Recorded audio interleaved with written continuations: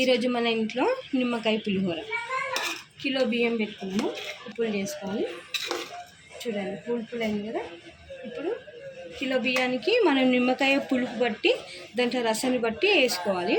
4 నిమ్మకాయలు కోసుకున్నాము. ఇప్పుడు ఈ రసాన్ని అన్నంలో వండుకున్నాము.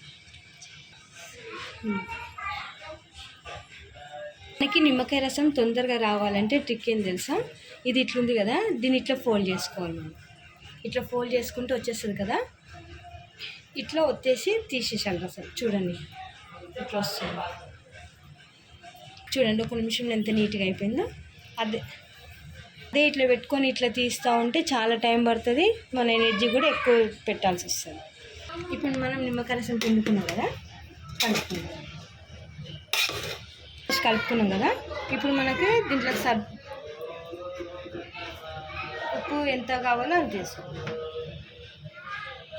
మళ్ళీ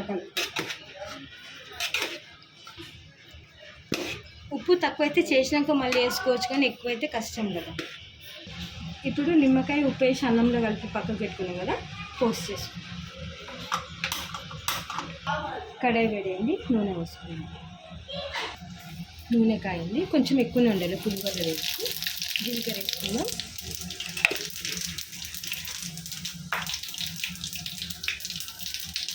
ఇప్పుడు రావాలి. పచ్చిమిరపకాయలు వేసుకున్నాం.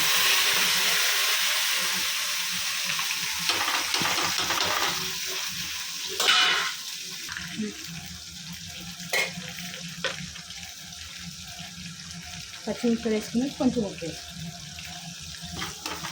కలుపుకున్నాం. కొంచెం అంతా అల్లం వేసుకున్నాం. ఇది టేస్ట్ బాగుంటుంది. ఇప్పుడు కొంచెం పసుపు వేసుకున్నాం. పల్లీలు, శనగపప్పు, మినపప్పు 3 వేసి ఇప్పుడు కలిపి రెడీ అయిపోయింది. పోస్ట్ చేస్తాం. పోస్ట్ అయింది కదా, కలుపుకుందాం.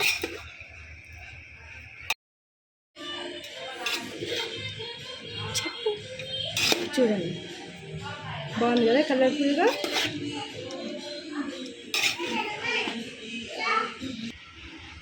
ఓకే అండి, మీకు కానీ నిమ్మకాయతో పులిహోర నచ్చినట్లయితే లైక్ చేయండి, షేర్ చేయండి, సబ్స్క్రైబ్ చేసుకోండి. Thank you for watching.